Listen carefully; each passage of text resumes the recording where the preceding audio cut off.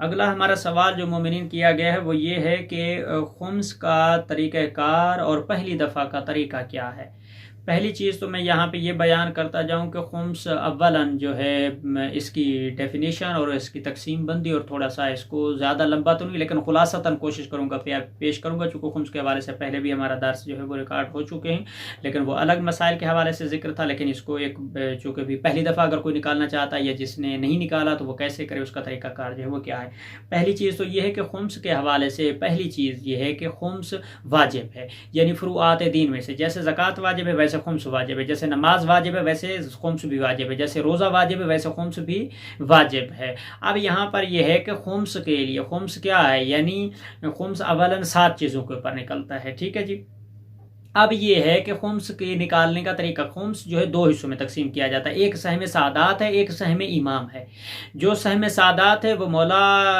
امام زمان علیہ السلام کے نام سے منسوب ہے اور ان کے حصے میں جاتا ہے، اور اس میں مسجد ہے، امام بارگاہ ہے، مدرسہ ہے، طلباء ہیں، علماء ہیں، یا حاکم شرع یا وکیل ہے، جو بھی ہے وہ ان تک پہنچانا ضروری ہے اور واجب ہے۔ دوسرا یہ کہ بعض یہ بھی ساتھ میں ذکر کرتا ہوں، جو بعض لوگ یہ کہتے ہیں کہ ہم نے خمس نکالا ہے تو کیا ہم کسی غریب کو دے سکتے ہیں یا اپنے جاننے والے کو، اس کے لیے ضروری یہ ہے کہ جو آیت اللہ سستانی یا باقی جتنے بھی مراجع عظام ہیں ان کے لیے ان کا یہی حکم ہے کہ جو ان کا وکیل ہے، ان کا نمائندہ ہے، ان سے اجازت طلب کی جائے اور ان سے پوچھ کر پھر آپ اپنے خمس کے مصرف کو، اگر وہ آپ کو خمس کے مصرف کے استعمال کی اجازت دیتے ہیں تو پھر آپ اپنے مستحقین تک، غرباء تک یا اپنے ہاتھ سے دینا چاہتے ہیں، پھر کوئی حرج نہیں ہے۔ وَإِلَّا آپ کا شرعی فریضہ یہ ہے کہ آپ اس خمس کو نکال کر آپ وکیل تک یا دفتر تک یا آیت اللہ سستانی تک اپنے خمس کو جو ہے وہ پہنچائیں، یا جو جس مجتہد کا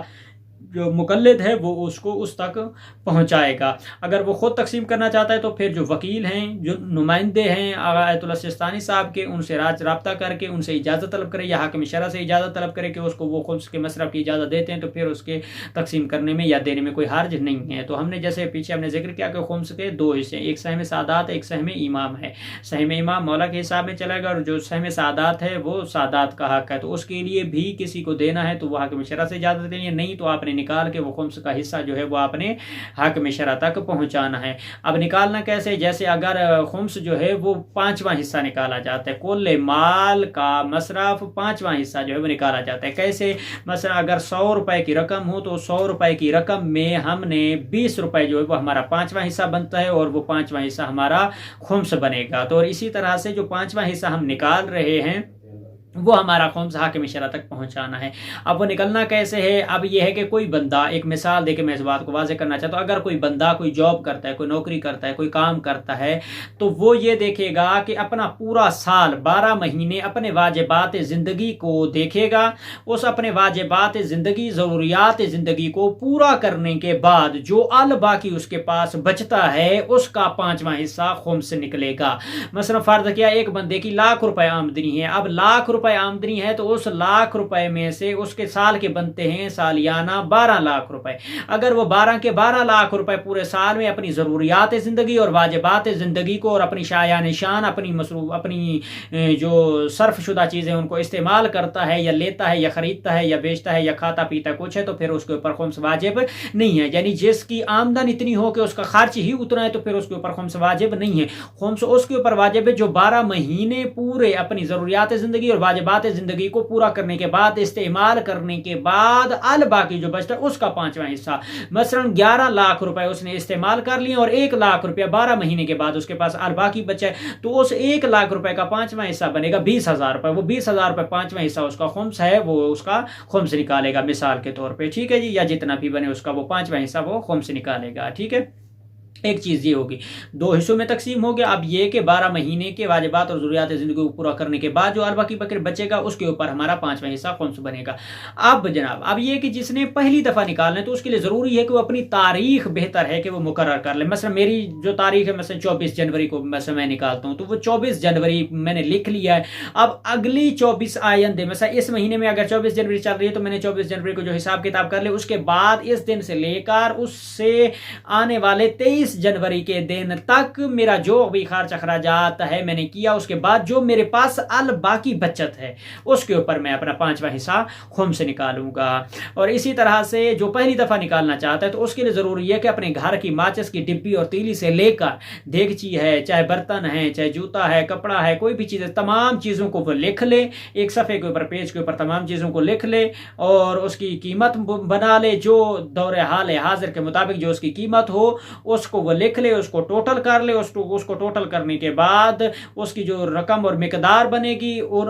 उसमें से अपनी ज़रूरियात की चीज़ें निकाल लेगा, जो एक्स्ट्रा चीज़ें, जो इजाफी चीज़ें जो बची भी हैं जिनको इस्तेमाल नहीं किया हुआ है, फिर उसका जनाब 5वां हिस्सा वो अपना खुम्स निकालेगा। और जब वो पहली दफ़ा निकाल रहा है तो वो तमाम चीज़ों का एक वक्त में अपना तमाम चीज़ों का हिसाब करेगा, अपनी तारीख मुकर्रर करेगा, उसका 5वां हिस्सा वो खुम्स निकालेगा। और इसी तरह से ऐसी चीज़, बाज़ लोग ऐसे होते हैं कि जो 10 जोड़े लेके रख देते हैं, तो उन्होंने जनाब 7 जोड़े जब इस्तेमाल किए तो 3 जोड़े असलन इस्तेमाल ही नहीं किए पूरे 12 महीने, तो वो जो 3 जोड़े भी बचेंगे उन 3 जोड़ों की वो कीमत बनाएगा, कपड़ों की बाजार के रेट के मुताबिक जो 3 जोड़ों की कीमत बनेगी उसकी रकम को मुअय्यन करेगा, उसकी रकम का जितना भी उसका कुल बनता है उसका 5वां हिस्सा जितना बनता है वो उसका खुम्स निकालेगा, उसके ऊपर वो हलाल है। और इसी तरह से जो लोग खुम्स नहीं निकालते हैं और फिर वो ज़ियारात पे आते हैं, अपना वाजिब अदा नहीं करते हैं या दूसरे भी मुस्ताहबात अदा करते हैं, तो उसमें भी फिर शरअन इश्काल वारिद हो सकता है। क्योंकि तमाम मराज-ए-उज़्ज़ाम के नज़दीक यही है और मासूमीन अलैहिस्सलाम के नज़दीक भी है कि मैं अगर अपनी वाजिब सुबह की नमाज को अदा ना करूँ और नवाफिल सारी रात और सारा दिन पढ़ता रहूँ तो फिर खुदा की बारगाह में वो काबिल कबूल नहीं है। बहरहाल मिसाल दे के मैं किसी मोमिन और किसी भी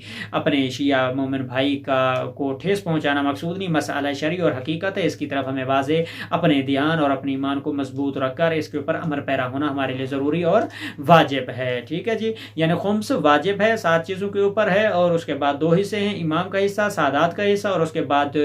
साल की 12 महीने की आमदनी का अल बाकी जो है उसका 5वां हिस्सा खुम्स। और जो पहली दफ़ा निकाल रहा है वो घर की तमाम चीज़ों को उसकी कीमत बनाएगा, कीमत बना के उसका जो अल बाकी हिस्सा बचता है उसके ऊपर वो पूरी जो है वो कम्प्लीटली जो है वो क्या करेगा, उसका 5वां हिस्सा खुम्स निकालेगा और वो हाकिम शरअ तक पहुँचाएगा। और किसी को देना चाहता है या पहुँचाना चाहता है या किसी की मदद करना चाहता है उसके लिए ज़रूरी क्या है, वो हाकिम शरअ की इजाज़त लेगा और उसकी इजाज़त लेकर या उसके वकील या नुमाइंदे की इजाज़त लेकर, उससे इजाज़त लेके मैं किसी की मदद करना चाहता हूँ, मेरे पास मैंने खुम्स निकाला है, मेरे पास वो मिकदार और वो माल मौजूद है, मैं किसी को पहुँचाना चाहता हूँ, मेरे निगाह में मेरे नज़दीक वो ज़्यादा मुस्तहिक है और वो गरीब है, नादार है, मुफलिस है, उस तक जो है मैं पहुँचाना चाहता हूँ, तो अगर वो शरई इजाज़त दे देता है तो फिर वो उसको पहुँचा सकता है। और साथ में ये कि अगर किसी को खुम्स दिया जाए अगर मुस्तहिक ना मिले तो इमाम ज़ैनुल आबिदीन अलैहिस्सलाम का फरमान है कि खुम्स के लिए अगर कोई मुस्तहिक ना मिले तो अगर 400 साल तक या 4000 साल तक भी अगर वो ना मिले इंतज़ार करो, अगर फिर भी ना मिले तो ज़मीन में दफन कर दो, लेकिन मुनाफिक को ना दो, जो हुब्बे अली ना रखता हो, जो मुनाफकत अली रखता हो, जो अदावत अली रखता हो, जो बुग़्ज़ अली रखता हो, जो दुश्मनी अली रखता हो, उसको खुम्स नहीं दे सकते हैं। ठीक है, यानी खुम्स भी जो है वो मोमिन को दिया जाए और जो नमाजी हो, परहेजगार हो। यानी खुम्स के लिए फिर यह है कि किसी ऐसे बंदे को ना दिया जाए जो शराबी हो, जानी हो, अल्लाह ऐलान, उसकी शराइत है। खुम्स उनको दिया जा सकता है कि जो अल्लाह ऐलान गुनाह न करते हूँ, इताअत खुदा करते, मुहर्रमात से बचते हूँ और वाजिबात की अदायगी करते हूँ, जानी ना हूँ, शराबी ना हूँ और उर्फ में उनका जो